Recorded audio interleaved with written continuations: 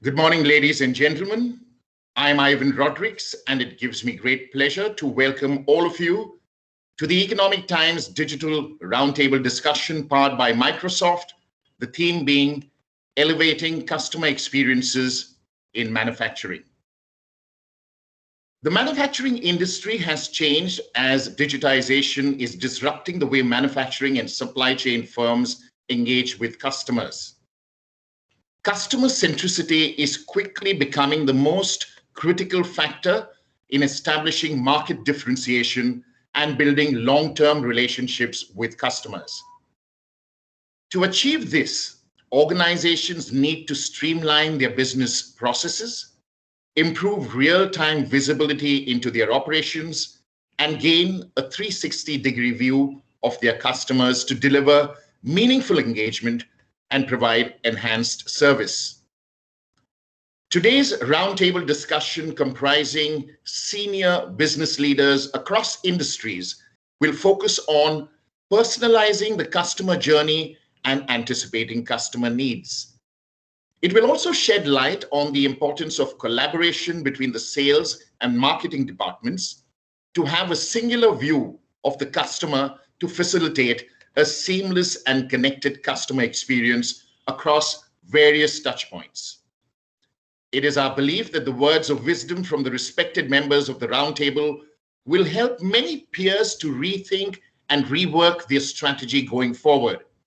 And so, without further ado, I'd like to welcome Praveen Mellacheruvu, India Business Lead, Business Applications, Microsoft, to once again welcome all of you and set the tone for the roundtable discussion to follow. Praveen, over to you. Thank you so much, Ivan. It's a pleasure being in this panel with all of you today. Thanks, ET, for helping pull this together. And what a power-packed panel, right? So really excited to be part of this, to really learn from you on what are some of those different things that you're doing in your own organizations to drive change with digital as you go through this pandemic. So what I wanted to do was take a couple of minutes to walk through from a Microsoft lens, what we are seeing as some of the challenges and opportunities that we see from our customers and even from our own experiences. So quickly, and sort of set some context for the panel discussion as we go forward, right? So I won't take too much time. I'll take maybe a few minutes to do this. I just wanted to highlight a certain set of trends that we are seeing, particularly related to the front end of businesses, right, as we go forward. And again, I won't go into detail on every one of these, but the things that you see on the left side are broadly around the experience that a customer perceives when they engage with the manufacturing organization, right? What is that expectation and what is changing there? So it's primarily around the digitization of that experience. It's about bringing together a seamlessness between what the customer goes through and also what an employee of your organization goes through. And finally, how do you bring in your partnerships with other players out there, right? And we have Rahul from Ecom Express there, who's providing some of that to some of you on the panel. So how does that ecosystem dynamics play out? All of that is going to be important, and how do we seamlessly drive that with digital? On the right side, right, there are a couple of things that I want to talk about quickly, right? And data monetization, this is something that you see, it's becoming more bread and butter now, but all of you have vast data estates which you're building out. How do you get value out of that and bring insights back into your business, which not only impact how you think about your products and your backend, but also how do you effectively leverage that for driving your front end as well? And finally, on the service side, right, it's not just about how do you serve your customers post the sale, either it's through the customer service experience or the field service experience, but how do you think about revamping or reviewing your entire organization with a service view rather than as a product and the OEM type of view, right? And which, again, we'll talk about very quickly as we go forward. So we spoke about those broad pillars, right? And it's going to hit three parts of your organizations. So it's going to be either on the sales part of it. There is increasing demand for that digital based experience, even on the B2B side from buyers. And it's also about how responsive your sales organizations are, especially post-pandemic. Are you able to respond to your customers fast enough so that when you see that 50% of buyers are choosing vendors that respond first, are you that first vendor out there, right? And service, again, we spoke about that, right? And service used to be a cost center. And how do we transition that, right? And how do you get more value out of that service organization?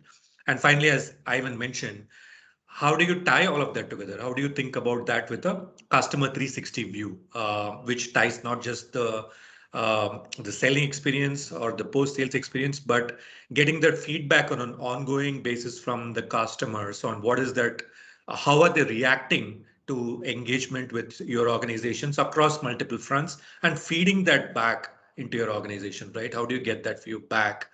So that's something which could be interesting to talk about as well.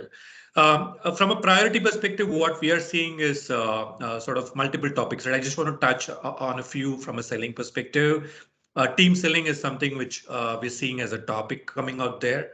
It's basically about bringing multiple stakeholders who are on that front end of that organization, right? To remove multiple bottlenecks that you might have from a sales effectiveness perspective. Really, between your key accounts, between your mass market selling teams, between your marketing team, between your research teams, how do you sort of bring all of that orchestration together, and with also insights coming in from your service teams and all of that, to really make this a team sport, right? It's not about one seller going out there and really getting it done, but bringing all of those folks along the journey together to make this really happen. And which then leads to how do you improve your effectiveness in that opportunity to order life cycle, and which then feeds into the contract life cycle, especially post-COVID. The pen and paper is going away. How do you digitize some of that while keeping those compliance processes intact, right? So that's all of these tie out together, and we are seeing these coming out as priorities for digital selling. And leading to impact, right? And we've seen multiple companies out there driving impact with their digitization, either on the contract life cycles or driving savings from reducing margin leakage. All of that is working today. Finally, on the service side, how do you transform your business as into an as a service business, right? Product as a service is going to become increasingly critical. How do you think about that as you go forward from a cost center to an as a service model? And how we look at this is we look at individual customers when we engage with them and look at solving their business problems. So it's not about Microsoft technology or stack. What are those business problems that we can work with our customers to go solve for? Either it's improving salesperson productivity, or it's about improving customer satisfaction in the service teams. All of that, right? It comes together for Microsoft when we go and engage with the customers. So that's our perspective on how we lead with technology, right? It's about solving business problems, and we have a set of things that we drive to go and do that. So with that, Ivan, back to you. I hope some of those thought starters help SIB and team lead an effective discussion, and happy to be here. Thank you, Praveen, for your presentation, for your opening remarks. And I think it sets a wonderful tone for the roundtable discussion to follow. With that, ladies and gentlemen, we move on to the roundtable discussion titled Elevating Customer Experiences in Manufacturing. And it's an honor and privilege to welcome and introduce the members of this experienced roundtable. First up, we have Arun Sharma, Sales Director at Senvion, Ankit Joshi, Head of Sales at Inductotherm, India, Ujjal De, Director Sales and Marketing at Loya Group, Shohab Rais, Chief Operating Officer, Indian Chemical Business at Tata Chemicals, Keyur Parekh, Global Head Home Textiles at Welspun India Limited, Rahul Tandon, Vice President and Chief Customer Service Officer at Ecom Express, And last but not least, Praveen Melacheruvu, India Business Lead, Business Applications at Microsoft. Welcome, everybody. This roundtable discussion will be moderated by Sibjyoti Basu, EMEI Microsoft and India Alliances, and Ecosystems Leader at Ernst & Young. Sibjyoti, the virtual floor is all yours. Thank you so much, Ivan. And good morning, everyone. And it's a pleasure to moderate you all today. So maybe we'll jump right in. I think we've heard about, Praveen setting the context and even sort of rightfully mentioning the customer centricity angle of that. So the now and beyond of manufacturing is all about customer centricity. We have been witnessing a massive change happening in the manufacturing business models. And product specifications and price wars are just not going to cut it anymore. The winning mantra, as we all know, right, and I'm sure you're seeing this almost on an everyday basis, is to redefine the customer experience journey and to provide an effortless experience and gain an unprecedented and unparalleled productivity advantage within the organization. With that, maybe the first question I have for Arun here, in this new normal with dynamic business models and ever-growing growth drivers, how are you seeing the new ways of selling and how is your organization adapting to the change, reorienting your sales staff and the feet on street? It would be good to get your perspective, Arun. First of all, thank you, ET. Thank you, Basu, for having me in this panel. I really look forward to hearing from everyone else and definitely from panel of such heavyweight. I'm here to learn as much and as much contribute to this discussion. Basu, if I understand you correctly, the question you have put forward is what are the new ways of selling and how the organization are reorienting the sales staff in the present time? Right. In my opinion, an organization should focus on two main areas. One is customer delight and how having your product will make your customers' life easy. Now let's understand what one means by customer delight. Is it about pleasing your customer, meeting their expectation, or exceeding their expectation? In today's time, it is always about exceeding your customer's expectation with your product. If you start thinking, everything revolves around customer delight. It's like the center point, like a sun of our solar system, and everything revolves around it. Take the 9 planets as your technology, understanding of market needs, make personal connection with your customer, organization culture, analyzing your customers' feedback, investments, R&D, saving cost, and finally the profitability. Now let's go to your second point. Why will the customer buy your product? It is only when the customer believes that having your product will make their life better and easy.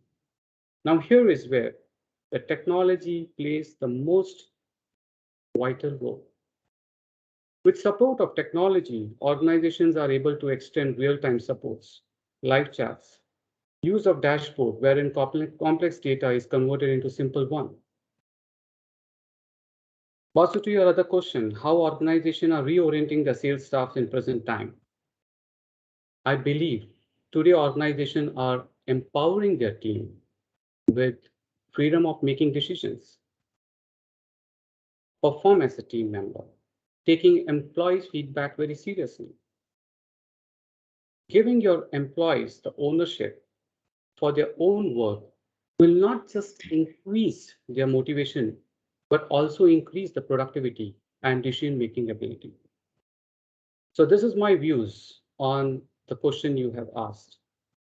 Absolutely. Thank you so much. And I think, whatever you said, I was just sort of relating back to Praveen's, initial presentation kind of resonated there. And you're absolutely right. I think we are seeing at EY, we are seeing all our clients right now going through a massive skilling, reskilling of their, of their sales staff, of their feet on street, and pretty much the whole organization is going through maybe, what we call is a digital overdose. But we'll see how this goes, right? So moving on to the sort of next, point that again, what we've heard and what we are seeing in the marketplace is this whole evolving manufacturing customer journeys evolving, right? And I think if you see historically from the whole B2B, we are increasingly seeing a massive change. Even B2B customers are now sort of behaving more as B2C. It was quite normal until recently for manufacturers not to know their end customers or how they use their products, but that's not an option anymore. To thrive in the new customer-centric paradigm, there is a significant mind shift change that we are seeing in the industry. So maybe with that, my next question is to KU. An organization that has both B2B and B2C, how are you seeing the shift of manufacturing organizations from B2B and also B2C, and customer interactions change, and what are the key imperatives that you are witnessing? Yeah, sure. Thanks, Basu. Thanks for inviting, and thank you, Microsoft and ET, for giving us this opportunity. To answer your question, see, Welspun is a global leader in home textiles. We are in bath and bedding products, and we service some of more than 30 countries across the globe, working with top retailers and hotel chains, hospitality, with largest market shares in some of these large markets. It's very important to also remain agile, and I think what Arun said is so critical and true, that customer centricity all the way, all across everything as a process, even if you're not a manufacturer or you are a manufacturer, that's the key. And as we live in the era of what we call rise of the conscious consumer, the consumer has become so conscious now. Everybody wants to participate in everything. The dollar they spend is for to change something or to gain something or make a difference. So the consumers have become very, very, very critical and conscious about the facts of what they're doing. So B2B or B2C, as you rightly said, Basu, it's converging all the way. A customer in US or a consumer in UK or in Indonesia is actually connected and thinking the same way. We deploy a lot of vehicles, and talking about digital technology, we have a vehicle called Brain Trust, where we actually curate consumers from and shoppers from different demographics, age, to understand what's working and what's not working for them. So it could be to service a B2B customer, or it's D2C, or direct to the consumer. The perspective of what's working for them and what's not working for them is very important to understand. And in today's world, digital has made it very easy than earlier. Earlier you used to go appoint a research agency, going door to door and collecting data and understanding. But now it's so different. Now it's so easy to connect with these consumers and bring those insights. And these times of pandemic, hygiene, wellness, and sustainability has become so much in their conscious mindset of the consumer. And just to give you a example, like we actually quickly reacted to some of these findings from our digital platforms of research, and people associate bleaching to hygiene. They want to bleach the fabric to kill the germs, but it fades the color. So can you come up with a color lock technology? We did that. We reacted fast. Our manufacturing processes got more agile. We reacted fast. We moved fast. And we delivered the product to the consumer at the right time, which was during this pandemic. So we're looking at just an example. So it's very important to build relevant innovations in these times. It's not just innovation. You sit in your photos, your manufacturing capability, you bring something out of it, but it's not relevant. It's good for you, not for others. So then it's not sellable.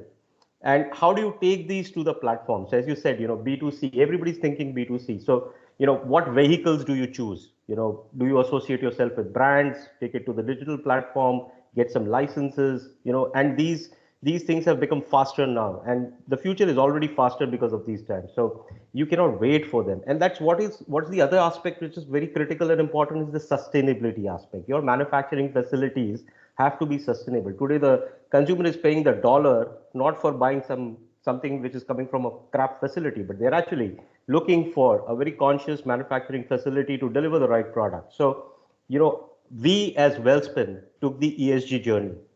We were proactive in terms of environment and social values, but then now we've taken it to the transformational journey. How do we get fresh water positive? How do we become carbon neutral? How do we address some of these global issues which as a large manufacturing organization we can participate towards and deliver a product which is coming from the facilities which is more conscious towards these acts. So I think these things also relate back to, the digital transformation that we talk about, because it's faster when you do these things through a digital platform and using the digital technologies like blockchain. We've started using blockchain for traceability of the product. We have farm to shelf capabilities. It's important. I mean, the integration is there, but then is it out there in the public domain? Can the consumer see it? So you use blockchain, which is more transparent. So this is, how, the manufacturing organizations have, see the change in the customer interactions that's happening globally. That's very, very insightful, and I think I love those examples as well. And as you rightly sort of touched upon the whole ESG, I think that's going to be a big differentiator. In fact, in one of our recent surveys that EY had done some time back, what was very interesting to sort of observe was that about 80% of the clients who are more digitally ready to address the market needs and address these new ways of selling are likely to be more successful than some of the others. So I guess that's something that we are increasingly seeing. And as you rightly mentioned, ESG is the way where our customers, whether it be B2B or B2C, they are going to demand of us, as manufacturing organizations, to be ready, to be compliant, and do a lot more in that space. Great segue for our next question. Maybe this is a question I'd love to hear, more perspectives, maybe from Ujjwal, you and Shoaib, as to, how are you seeing this new normal? Which is driving a lot of that digital transformation in your respective organizations in the sales functions.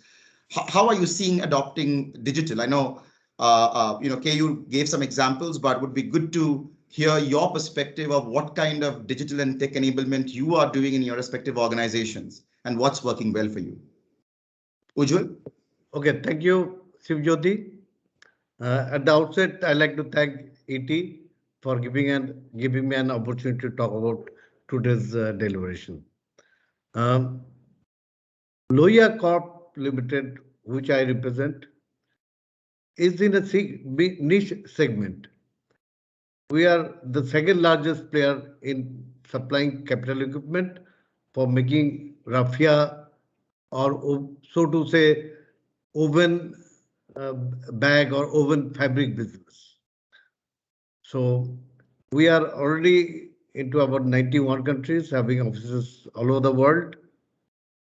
So this company, although it was a medium-sized company, way back 94, 95, we implemented Oracle Financials those days.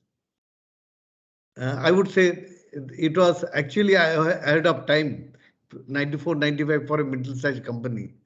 We are very much ahead. Then in 2012, we have implemented SAP, and that was a big change, big change. And subsequently, we went for SharePoint. That was a very small part. In the meantime, this pandemic thing happened, and well, everything got changed. And I'm happy to say our market has grown enormously. Today, we are in a position we don't know how to tackle our customer. They want delivery immediately. So, talking about the digital transformation, we have adapted a lot of changes. In fact, we have been changing in any case, but then pandemic issue came, and then servicing became a major problem, because all over the world there are a lot of issues. But just because we are very much customer centric, our organization was very much fitted to rise to the occasion under this situation.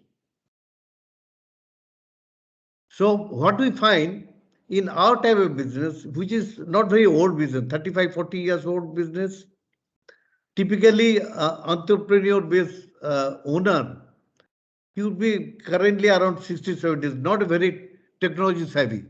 So it was always the manufacturer like us who used to, give technology to them and make them understand that if technology is with you, it is going to be helpful. So our comparative advantage, we always used to consider then if you can sell the technology to the company, to our customer, I'm creating a barrier. So that way, we introduce a lot of things like auto die, auto wonder, which and some of the things we have patented also. So, but what we are seeing now next gen is ready. They are much more demanding.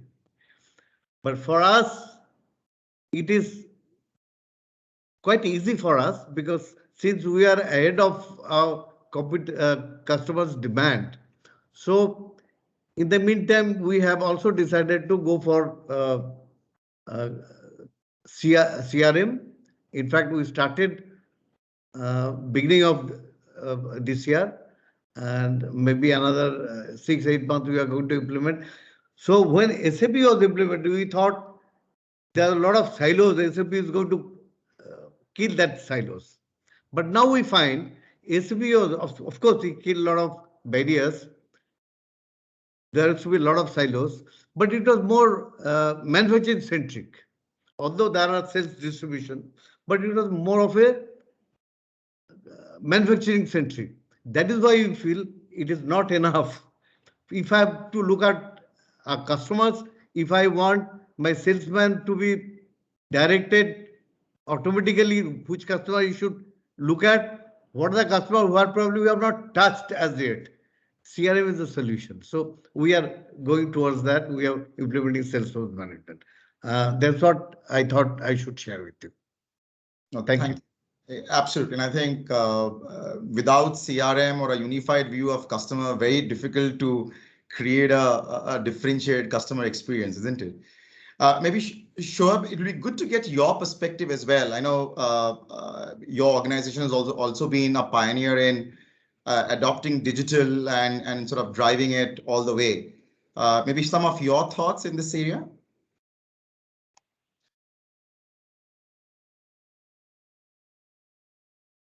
Shoaib, can you hear me? You're on mute, Shoaib. So. Sorry. Thanks. Thank you, Basu. Before I begin, I wish to thank Economic Times and Microsoft for this platform. And I want to confess that when we wanted to start this journey of digitization and providing digital solutions and platforms to our customers, in B2B, we have different kinds of customers. One is the customers where we interact directly, and then there are one customers who we interact through our distributors. So when we scanned the space that was available, we didn't find a solution which would fit into this requirement. So we, to an extent, I can say that the solution and the digitization or digitalization which we have provided is a pioneering effort in this direction. So what we have done, we have developed a digital system where we use cloud platform and connect with our customers directly. Not with the customers only, not only with the customers with whom we have business relationship and with our channel partners, but also with the customers of our channel partners. So it's a next level of customers where we have now got direct access, and those customers have not now got direct access with us. And this provides us with a 360-degree view of our customers at different levels. That helps us plan our product, our production, and our service levels, and our entire supply chain and product development. And at the same time, it provides access to customer insights to all our teams across functions in the company. And I think the customers, and especially the customers who are at the next level, which are beyond our channel partners, so they are also very happy. This is very helpful.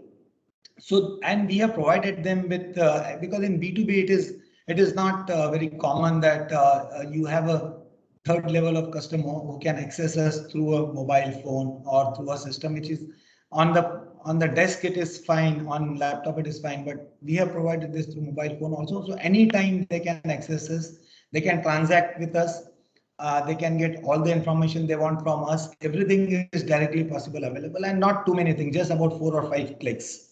So we have seen excellent response there, and we have also seen excellent insights that we get from it.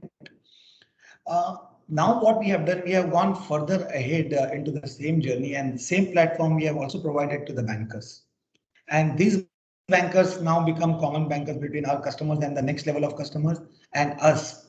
And apart from transacting with us, apart from getting all the information data from us, they are able to also get banking solutions or financing from these banks with whom we have tied up at very, very economical rates and without any documentation. So it's a digital approval of their limits. So excellent thing which we have been able to provide to our customers, and we have been able to take insight of customers internally. And I can confidently say that this digital enablement which we started before pandemic has been very, very helpful for us during the pandemic, and whatever disruptions happened, whatever problems people faced or customers faced going out or trying to do banking transactions also got sorted out, and people not being able to go to office start working from home in the beginning, and also start working when they are not even at close to their systems, was very, very helpful for us. So I think I'm very happy that we are in that journey and it has helped us. Thanks. Thank you. In fact, you've also my next sort of point was more around data, but you've also covered that element of how do you really harness the power of data. Maybe I think this is a very interesting question, right? With this whole getting smart, getting more digital, connected products, intelligent services, there's tremendous amount of volumes of data that's available to us to curate experiences and impact our customer experience and guide customer behavior. Maybe I don't know if Ankit, do you want to share some perspective around how Inductive Thumb is dealing with this, or how they're addressing it, and how you are leveraging data to insights to outcome, and the journey that you've taken in your organization? Thank you, ET and Microsoft, for giving this wonderful platform. We are truly a power pack panel today here, but in my opinion, within this turbulent times, what we have seen, digital has really played a very substantial role. I would say we were enforced with this digital usage of digital platforms.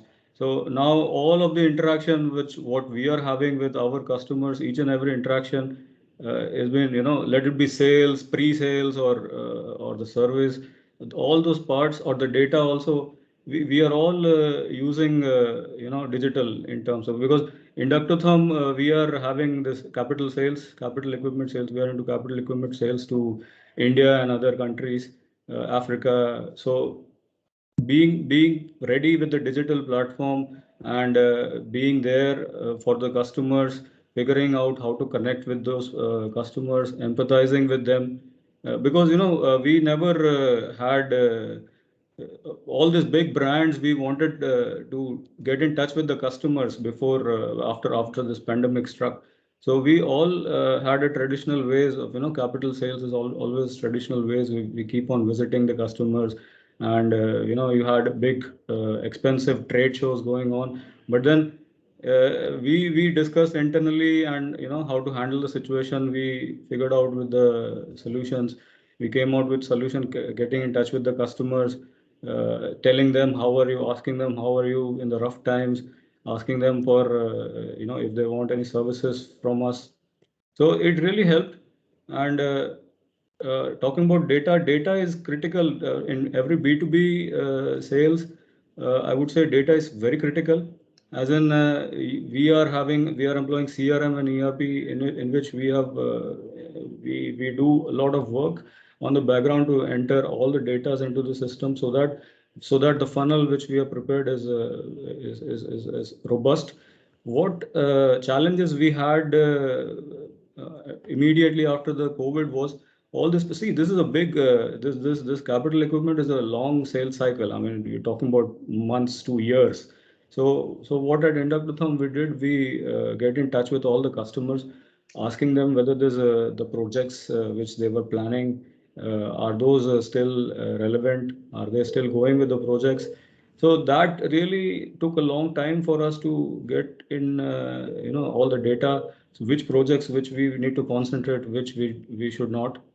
So yeah, importance of digital has digital means really had made us possible to reach this massive scale, and as Praveen also emphasized on uh,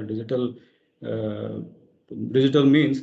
So yeah, capital equipment sales, we need a lot of upscale digital equipment, digital processes to be incorporated, and yeah, that would be it. Thank you. And I think, as they say, right, with data comes responsibility, and then we start talking about trust by design. So absolutely right. I think data is king in today's times. Now, as we sort of change gears, right? So we've talked about products, we've talked about services, but what's interesting, I think, Praveen also covered it, the servitization of products has changed the very nature of the manufacturer-customer relationship. It's no longer a one-time transaction-focused sale.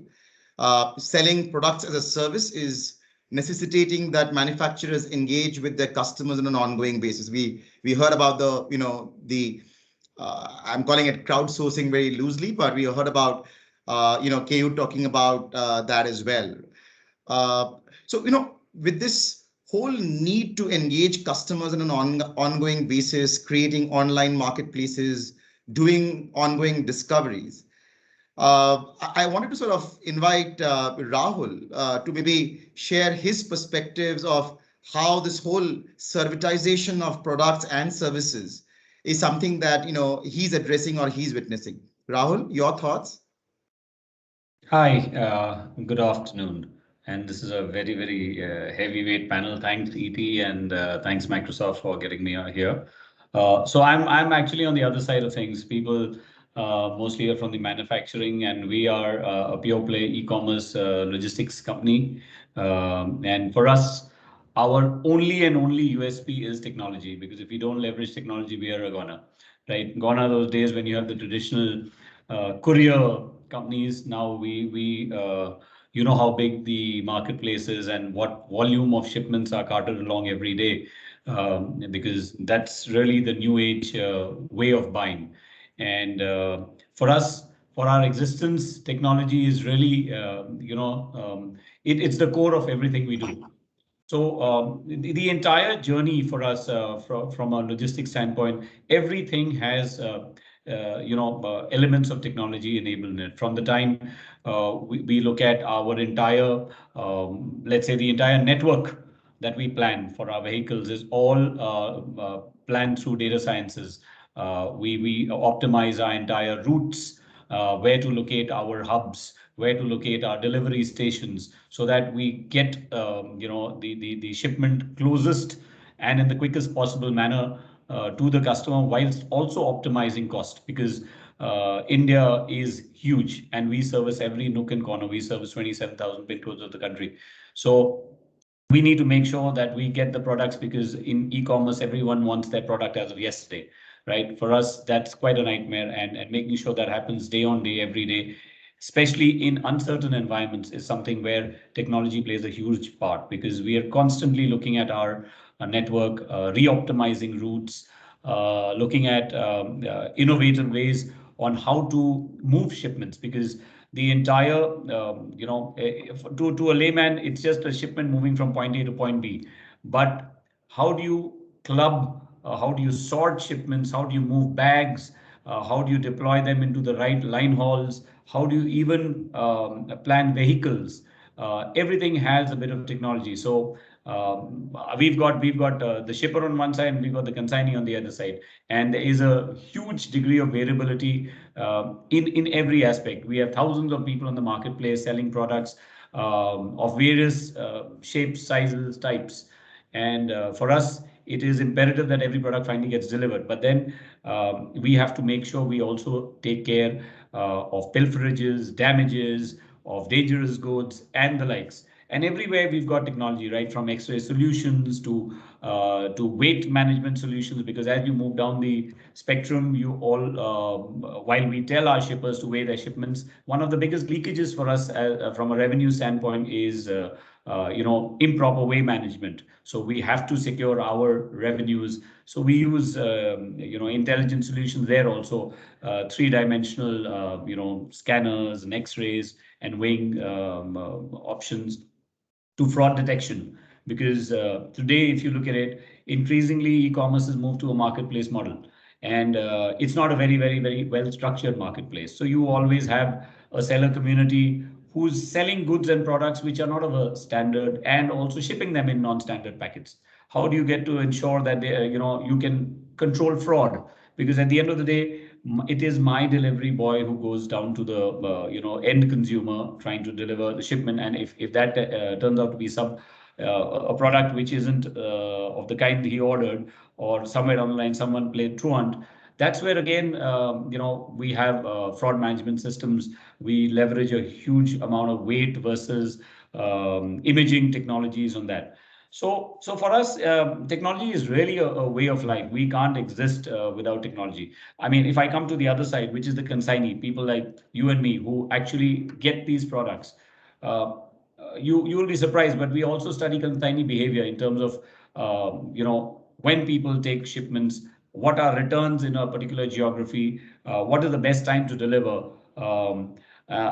Because it helps us plan. Because for us, every shipment delivered on the first attempt is a reattempt cost saved.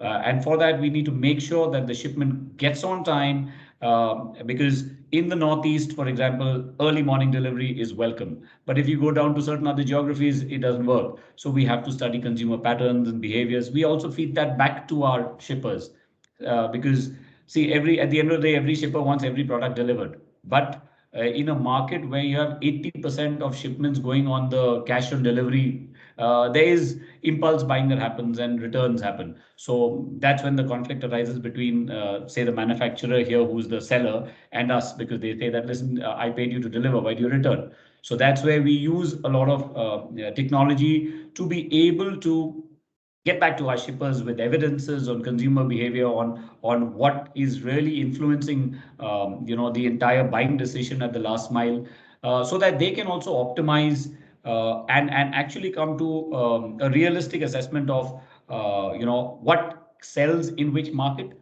We even go and tell them that these products aren't selling in a market. Well, so the larger players have their own intelligent ways of identifying, but we do this for the smaller shippers. Because if you look at the marketplace, say the top 3 or 4 shippers control about 80%, but then after that it gets scattered, and none of the other guys really have the intelligence to sort of identify what sells in which market, how to sell, and we provide them those. I mean, so it's like free consulting we give them. But how? Because we have big data, we use a lot of technology. We have an in-house data sciences team which is constantly processing and providing us solutions on that front. So yeah, I mean, if you really ask me, for us, technology is a way of life. It also enables us. See, we have a huge workforce. We employ in excess of 50,000 people at the last mile, and these come in all shapes, sizes, educational backgrounds, making them deliver that shipment with the same degree of, let's say, customer centricity, manage their behavior. All of that requires a whole lot of technology integration, where in the scope of L&D, the traditional classroom training doesn't work when you got to train people, especially in the gig economy, because you've got someone changing every day. So even there, we use app-based learning tools. We use a lot of intuitive learning. We use guided and aided tools in the app to help the entire delivery experience. We also use a whole lot of app integration in terms of geocoding. So I actually can today guide a delivery boy to your address, right? I can also ensure that if he doesn't reach your address, he cannot update a fake delivery. So those are solutions that we look for, because from from a customer experience point, finally he is looking at his shipment coming to him in the quickest possible time without any kind of damage, pilferage. So in all of this, finally, I mean, for us, digital and technology is what we thrive on, and something which we really can't do without. We breathe it. Yeah. So I think it was really interesting to I hear can you go on speak. and on. I mean, I'm sure I could see the passion coming through, and clearly a lot of those use cases you talked about, whether it be fraud protection, or whether it be the surveillance and the video imaging, and how you are sort of skilling your, so to say, the feet on street in your case. You talked pretty much about everything that we hear as buzzwords, right? We talked about AI, you talked about AR, VR, machine learning. I'm sure all of these technologies in its various forms and fashions have been put to it's use, right? everything. So, I have a control tower which monitors shipment movements across the ecosystem in the remotest of locations. From Kashmir to Kanyakumari, we service every bit, right? right. And we have delivery centers all across. Everything under the let's say video surveillance and security, all of that. And that's all real time feed. So our entire line haul, the trucking, is all GPS enabled. So we actually monitor vehicle movement times. We can actually track any vehicle delays, because at the end of the day, we have to feed that back into our shippers. So, lots of it. I can go on and on.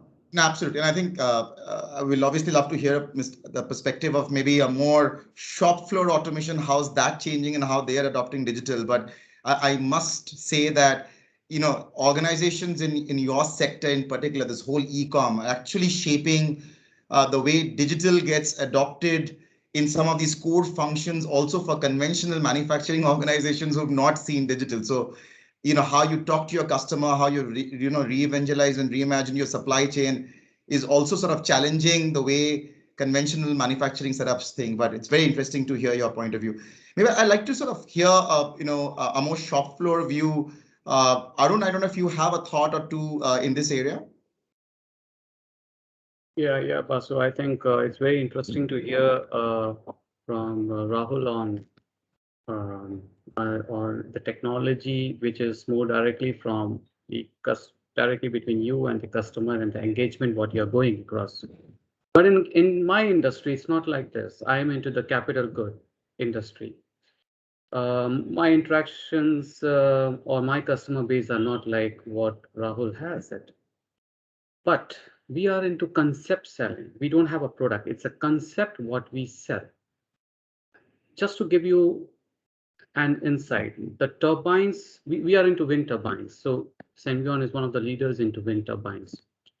These turbines are even bigger than the Eiffel Tower, or maybe double the size. So that kind of machinery, what we install, we set up power plants for our customer. Now, Basu, you brought in one point that 80%, when you observe a company that who's having 80% of technology base are having a good success. I think we are even above 80%. Our concept starts from, our technology requirement starts from designing, pre-sales and post-sales. And let me give you an example. When we go into the designing of the turbine, we use an absolutely VR system. We have to put that, we give it to our service team that you put the VR system, and can you see that how you can do the maintenance within the turbine when you're inside the turbine, because the space is very limited. So they have to do the service with safety precautions. So the VR helps them to understand into designing sector. This is one part. When it comes to the pre-sales, now we deal with nature. Our business is basically from nature. So we take a lot of statistics, a lot of data, whether it's from the sun energy or the wind energy, temperature, every moment we take it. And this collaborative data is humongous. We need supercomputers to do the algorithm work and come up with some modeling that helps us to estimate what will be the likely generation. Now, from generation, the customer decides whether this is a business case for them or not. And for that, again, there is a financial modeling which happens. And that financial modeling goes to the banking system to convince them that you have to lend this much of money. So there is a technology which requirement is in every steps. from designing, from analyzing, from banking. Um, and after that, once the project gets commissioned, it comes a post-sale service. Another post-sale service, the inventory management, the spare parts, everything is controlled through SAP. The uh, even the prediction of the power tomorrow is done through software. We use extensive SCADA systems.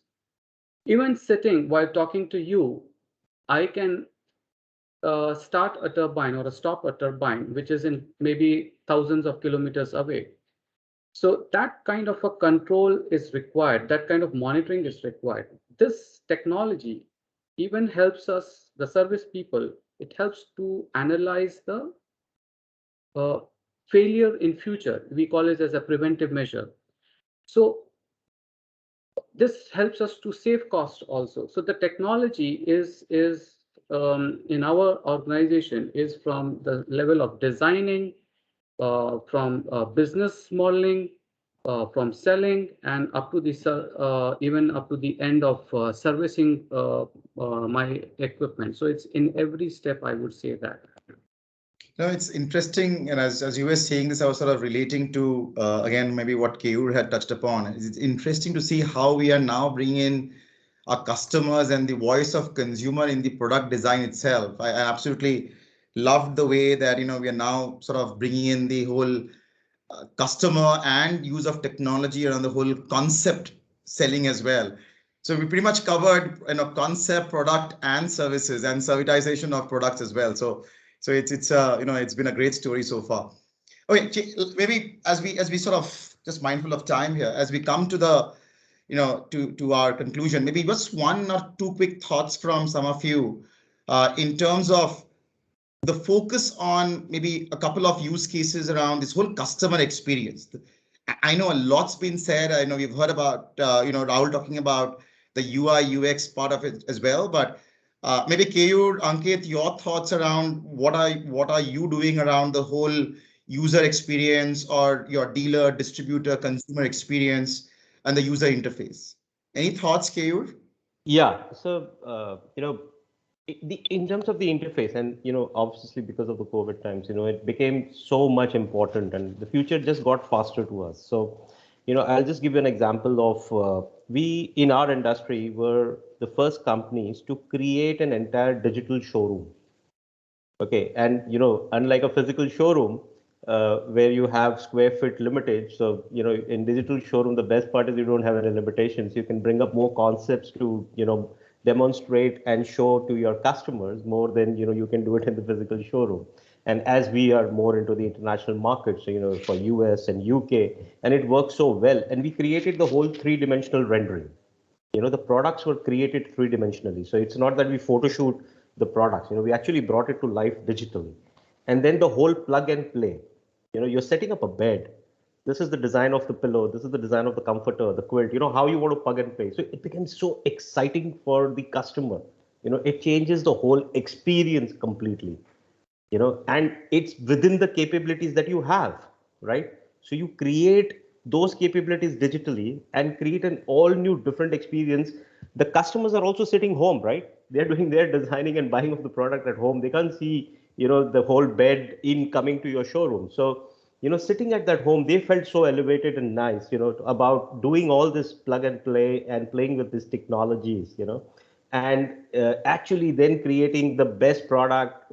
And also, like Rahul said, using some of those digital demographic insights through a lot of these digital modeling which can be done. And also then and I mean we use geo targeting as well.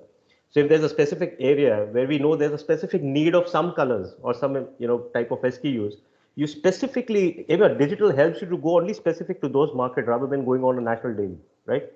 And geo targeted there. So it's so exciting to use these kind of tools. And obviously Power BI, on a shop floor, like Basu, what you asked, Power BI has actually transformed it completely. Now, what's happening in my US warehouse, I don't need to wait for the next day to get the report on an Excel sheet, but it's on the Power BI. So it's very exciting, the way things have changed and how you create an elevated customer experience.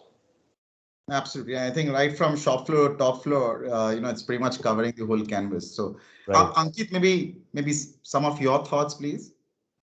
Yes, so it's an interesting aspect, interesting question regarding. See, again, I would touch upon in our industry, what is happening. We are selling into capital equipment, right? The sales cycles, as I told, it is really. I mean, we our salespeople take around 9 to 10 visits.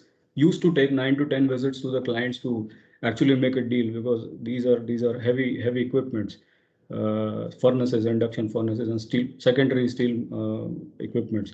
So nowadays we are taking help from all this Microsoft Team VC services and Zoom services in order to get to 2 or 3 meetings. The technical meetings we are doing on those platforms, as well as the traditional sales used to start from an interaction with the customer. We were touching upon with the customers in the exhibitions.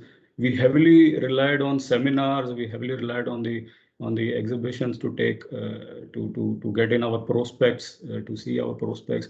So nowadays we are using the VR services to get our stands. We are using a lot of virtual reality into the exhibitions, online exhibitions nowadays, wherein people are getting into the meetings online. They can talk with the experts, and so these we conducted a seminar on Webcaster platform, which was wonderful. Webinar, sorry. So see, virtual exhibitions are going to be very critical for our type of industry, where the customer can save a lot of time, a lot of travel expenses can be saved for us also. Let's see how this comes up. So another aspect, we were talking about serviceability of the equipment, or the service industry. So Inductothum pledged. So we had a lot of equipments lying on the customer side when the COVID hit. So they were in dilemma whether we can help those customers, whether, how we are going to commission those equipments.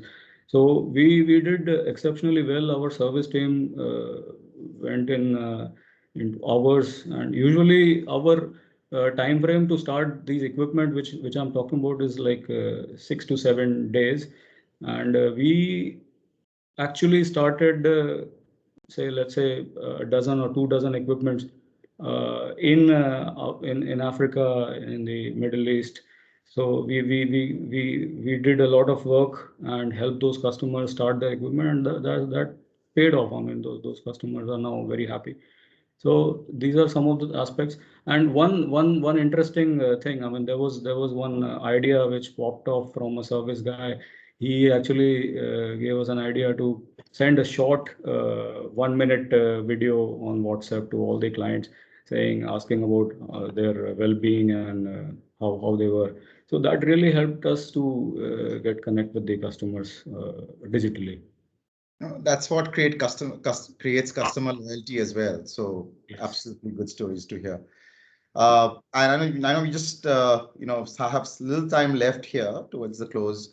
So what we're gonna do maybe is I wouldn't call it a game, but it would be great to get some insights, but a crisp sort of 1 or 2 top of your mind thoughts in terms of the imperatives that you believe are going to be relevant, important to drive and elevate, which is also what the theme of today's conversation is: elevate the customer experience in manufacturing organizations. So, I'd request you to sort of limit it to 1 or 2 sort of top of the mind thoughts.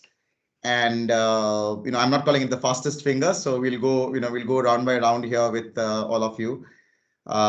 Maybe we haven't heard Praveen. So Praveen, I don't know, maybe we'll start with you. What are your top 2 bets that you are placing from a customer experience standpoint? You're on mute, yeah. Taking the digital experience to the next level. The tools that we use and all of that is just phenomenal, right? It's just we're taking it to the next level, and we're happy to share that. The other is bringing that 360-degree view, right, between our service customer success, all of that, right? We bring all of that together, increasingly more so, feeding into multiple functions. So those are the two things. Thanks, Praveen. Ankit, I'm just going, as I see as I see you guys in my, my team's view. So I'm just going with that choice. Ankit? Yeah, for us, what helped was the speed. I mean, how fast we touched upon all the clients which we had in our funnel, saying hi to those people, empathizing with them, asking about their businesses after the COVID, and this really helped us in getting our things in order, getting our orders into our backlogs, and now we are at good backlog right now. Thanks to that era. See, what happens is people remember you when you were there for them, when you stood by them. So I mean, so it really helped us. Correct. Absolutely. Sustainable relationships. Rahul? Like I said, for us, technology is a way of life, right? So I think the key things for us as a company is that we want to continuously leverage technology to bring to both our shippers and consignees simple but cost-effective solutions. Because at the end of the day, pricing is a differentiator, but pricing is not really the only thing. It's all about speed for us. It's about reliability. So, and that's where technology plays a huge part. And then when you go down to our consignees, the end consumers, and also our internal customers who are these gig workers and the mass of people that we employ at the delivery, using intuitive and simplistic technology for them to be able to use complicated equipment at times to basically finally end up delivering shipments in the best possible way, right? So it's basically simplifying technology to make even a person who's a class 10 pass or someone who's in rural India be able to use it effectively is something we look at. And like I said, we eat, breathe, and sleep technology. That's what we are all about. As my 13-year-old son says, Dad, you need to use technology for dummies, right? So it's almost like that. Make it so easy, so user friendly that all of us can use it very easily. Absolutely. Agreed. Shoaib? With technology and digitalization, what comes to my mind, top of my mind, is that we are planning for, or we get empowered customers. So customers can do what they want to do, where they want to do, very easily and smoothly with us. And from our side, it provides us servicing flexibility and agility. So we can now move very quickly to what is required to be done, and we can choose effectively. Thank you. Very insightful. Very true. Ujjal? Yeah. You see, for us during COVID, it was such a big challenge for us for doing erection commissioning of our machines. And our machine, just to give an idea, can be weighing something like 120 tons to 150 metric tons. So installing those things was a huge challenge because, first of all, in foreign land, you don't get a visa. And if I talk about some of the market, like South America, language is a major problem. I mean, we don't have any service engineer who speaks Spanish. Other than that, we have got office in Brazil. We have got about 6 service engineer station there. So what we have to do overnight, do it for yourself manual by YouTube, and using all this video clip, sending the customer, and instead of working 8 or 10 hours, our services have been working at times 22 hours, 23 hours. And that was appreciated by our customers because they could never imagine in their lifetime that such machine can be installed without physically engineer coming. So now we find we have a bigger, since we are going for CRM, that is where virtual reality and augmented reality would be the way of life, because other than erection commissioning, training those people in the shop floor, and particularly if that customer, for this customer, it's a new first time he is buying equipment like this. For a customer who has already got this machine and putting second unit is not a big problem. For those That is the way of life, and that is what we are excited about it. That after implementation of CRM, augmented reality and virtual reality, training and installation will be done very easily. Absolutely. I think no, it's great to see some use cases of AR, VR in this, in what we call as the conventional industries, so in manufacturing setups. Absolutely. Arun, it's mindful of time, guys. So. Yeah, as I mentioned that we are in the concept selling where the product is not there, it's a selling of the concept. And we also believe into the customer delight. So the bridge of concept selling and the customer delight, it can only be overcome by the support of technology. So we are into every state from start to end, and there is no option for us. Just like the business where Rahul is there, he can't live without technology. Same is the case with Ankit, and same is with everyone today. Means we can't ignore technology. Means that is the future, I would say. Thank you. All right. Keyur, last but not the least, but good to hear your views. Yeah, I think I echo what everyone is saying, and the most important thing is, but however, you may have technology, but the in the long run, the adaptability is what matters. How do you adapt technology? Because there's a lot of technology available. We use 20-30% of them. The ERPs or whatever we talk, but the adaptability is critical. That's what succeeds in the long run. So for us, adapting the virtual platforms, for example, what I mentioned about the showroom, we've done 2-3 exhibitions virtually, and created road shows virtually, which was very successful, and that brought us the business because physical appearance was not possible, sampling and other things were not possible. So these digital virtual platforms helped us, and also to elevate the customer experience. Basu, I'll tell you one use case, which is inspections. Earlier, physically, the customers used to send the QAs to the factories for inspections, right?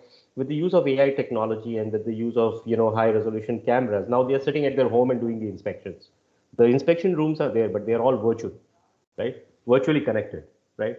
And they are doing inspections in a much more focused way, creating a better product and delivering a better product, more secure product. So you see, it's changed the whole transformation, but that's adaptability. Today they are not going back to physical visits, right? Absolutely. So this is successful. Yeah, sorry. You touched on a very important point of adoption and adaptability. So with that, thank you so much, and I had great fun moderating this, and I'm not so surprised, but considering all of you guys were so passionate about your experience, your journey, that we have unanimously agreed that the winning mantra today is to leverage and, more importantly, adopt and adapt to technology to reimagine the customer experience journey, and thereby creating long-lasting relationships and sustainable relationships with our customers. I hand this over to Ivan. Thank you so much. I had great fun moderating this. Ivan, over to you. Thank you so much. Well, friends, that concludes the Economic Times Digital Roundtable discussion on the theme, Elevating Customer Experiences in Manufacturing, powered by Microsoft. A big thank you once again to Arun Sharma, Ankit Joshi, Ujjal De, Shoaib Reis, Keyur Parikh, Rahul Tandon, and of course, Praveen Mellacheruvu, for taking time off from your busy schedules and joining us today. Last but not least, I'd like to thank Sibjyoti Basu for really moderating this panel so beautifully. 7 people on the panel, just about an hour, but great questions which elicited great responses. It was wonderful to listen and learn from these bright minds and influential leaders talk about elevating customer experiences in manufacturing and transforming organizations to achieve resilience and authenticity with the sole objective of achieving customer delight. I am sure we are leaving with quite a few actionable and implementable takeaways. Thank you for joining us. Have a good day. Stay safe. God bless. Thank you. Thank you. Thank you. Thank you. Thank you all. Thank you.